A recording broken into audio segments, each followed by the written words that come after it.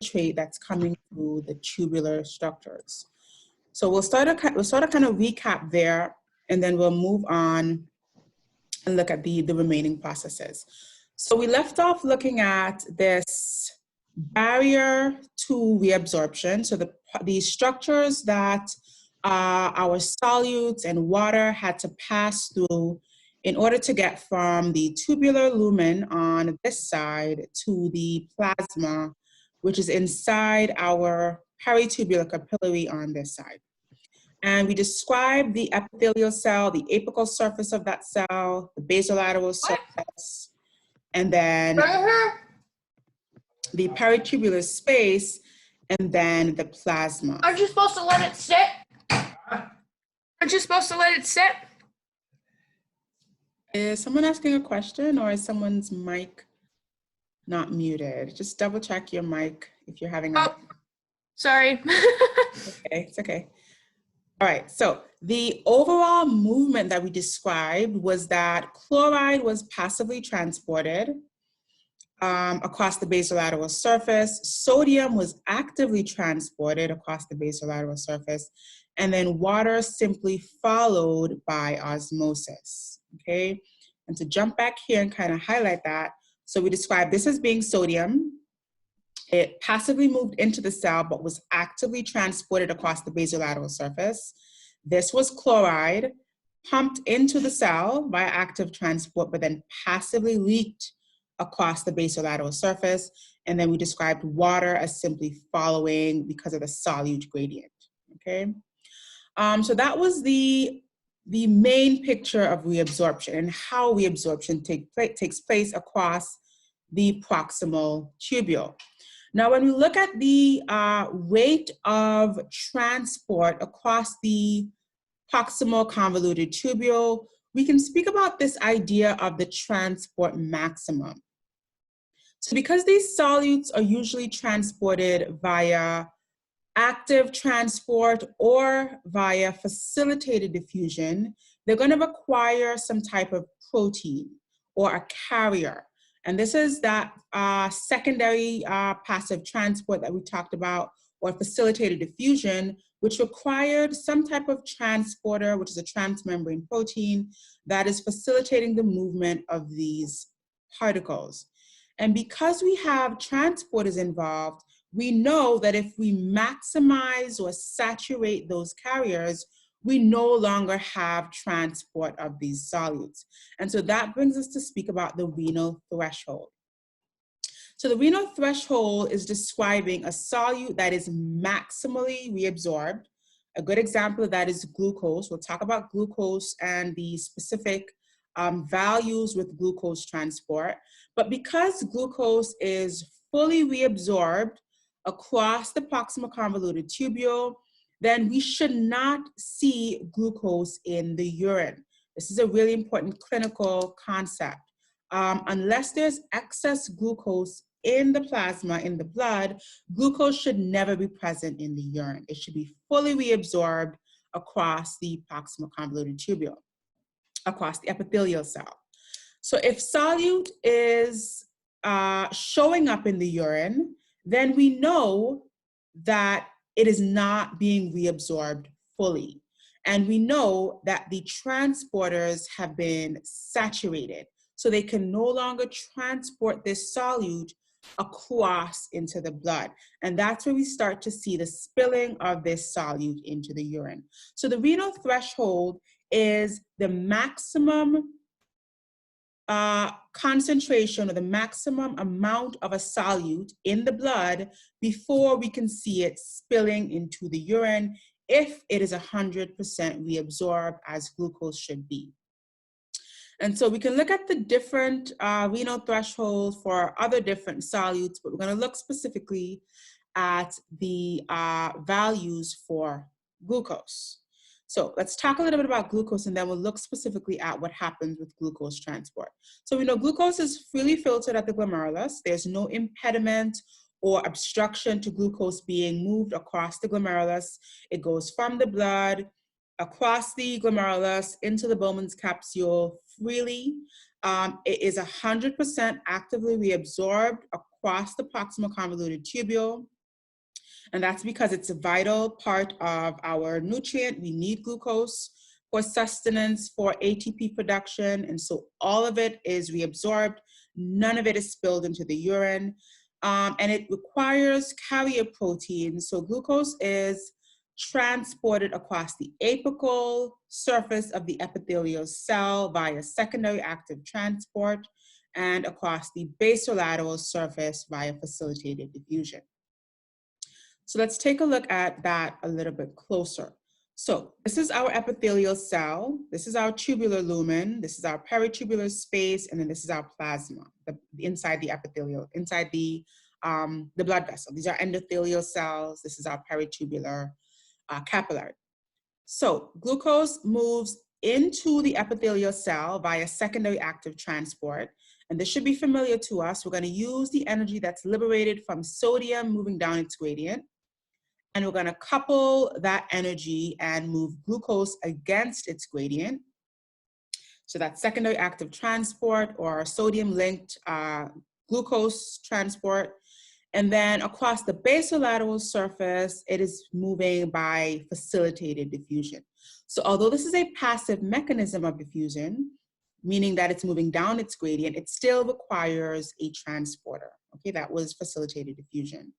And so there is this ability for these transporters to be saturated. And when they are saturated, we can no longer reabsorb glucose, and glucose starts to remain in the tubular fluid.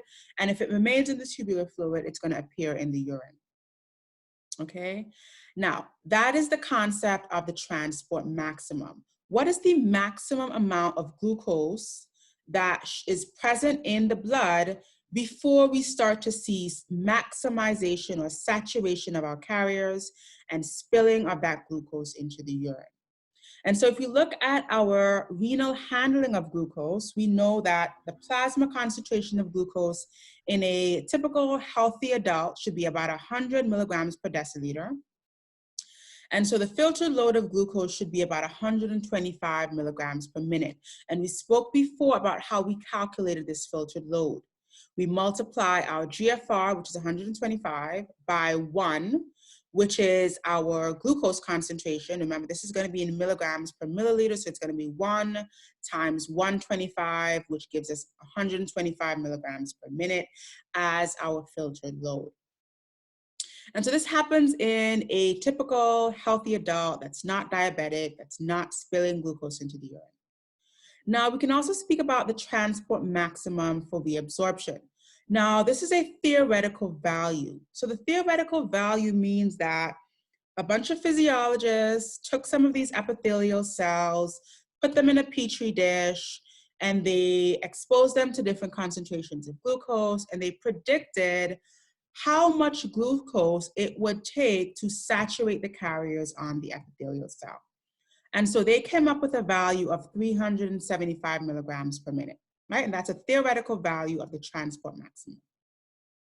Now, given the equation for transport maximum, which is renal threshold times GFR, we can substitute out the values that we know. So if we theoretically know the transport maximum to be 375, and we theoretically know the GFR to be 125, we can swap out those numbers here and we can calculate the renal threshold. Again, a theoretical renal threshold. So if we swap out those values and we calculate the renal threshold, that gives us 300 milligrams per deciliter. Okay, again, taking into account the fact that we're looking here at deciliters and not milliliters. So our theoretical renal threshold is 300 milligrams per deciliter, and our theoretical transport maximum is 375 milligrams per minute. Okay, and this is often a little bit confusing to students because of the discrepancy, the theoretical values between the values that I'm going to talk about now, which are the actual values.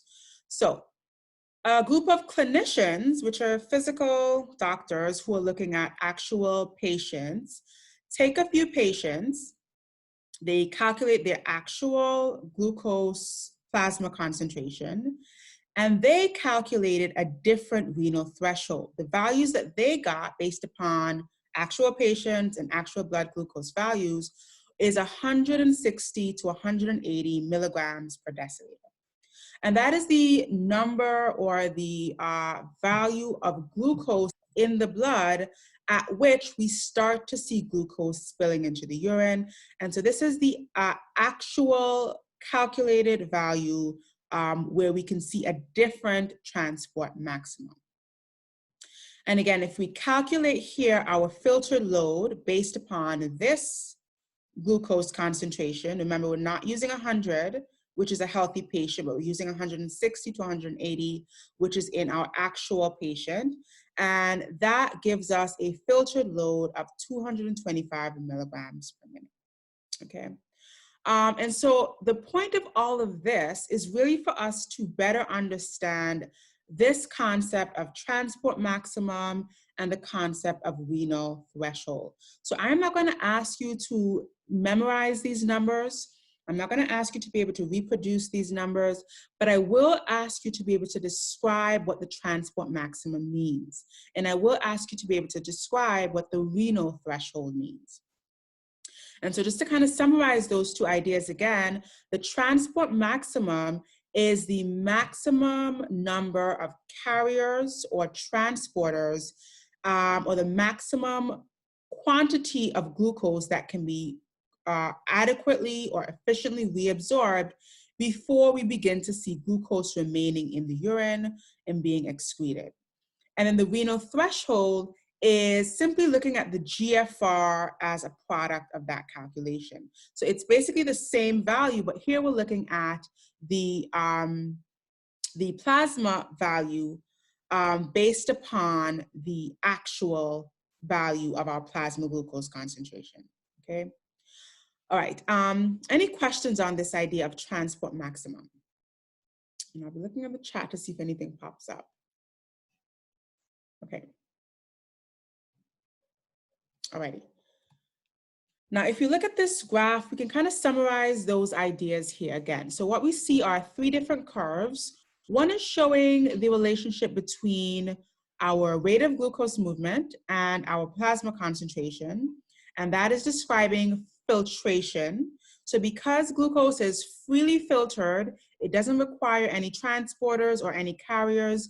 As much as we raise the glucose concentration, we will raise the rate of glucose movement, and this will be a directly proportional relationship. This will be a completely linear curve, okay? So if we continue to raise the plasma glucose, we will continue to see glucose movement, and that is the line that shows filtration. The purple line, or the lighter purple line, shows reabsorption, and this is because reabsorption is not happening freely. It requires those proteins that I'm talking about. So as soon as those proteins become maximally bound, or as soon as they become saturated rather, we see that there is no longer an increase in the rate of movement. At about 380, that was our theoretical value, at 380 milligrams per minute, we no longer see the movement of glucose because all of those transporters are now saturated. And so we see this line or this curve for reabsorption sort of flatten off. And then the green curve is showing excretion. And so excretion is going to start increasing after we have saturation of our carriers. So we can see that again, about 300 milligrams per deciliter, we begin to see glucose rising in terms of being spilled into the urine. And that is again because our carriers are maximum or saturated at their maximum. Okay. Right. All right, so let's pause for a few questions. Okay, so someone asked me to repeat the threshold difference. So let's go back to this slide. So on this curve, we can actually see those two events. So we can see the transport maximum here. So this is the rate of movement at which we no longer have reabsorption. And we can see that as that dotted line represented here. And we can compare that to the renal threshold, which is the actual plasma concentration of glucose at which we no longer have reabsorption. So they're kind of two sides to the exact same coin, right? We're just looking at them from different perspectives. So this is the maximum rate of transport at which we no longer have reabsorption, or at which reabsorption is maxed out. And then the renal threshold is the actual plasma glucose concentration at which we no longer have reabsorption, or at which we start to see glucose spilling into the urine. Okay, so it's basically the same idea, but two different perspectives of that idea. This is from the rate of movement, and then this is from the actual glucose concentration. I hope that kind of clarified that, the difference there.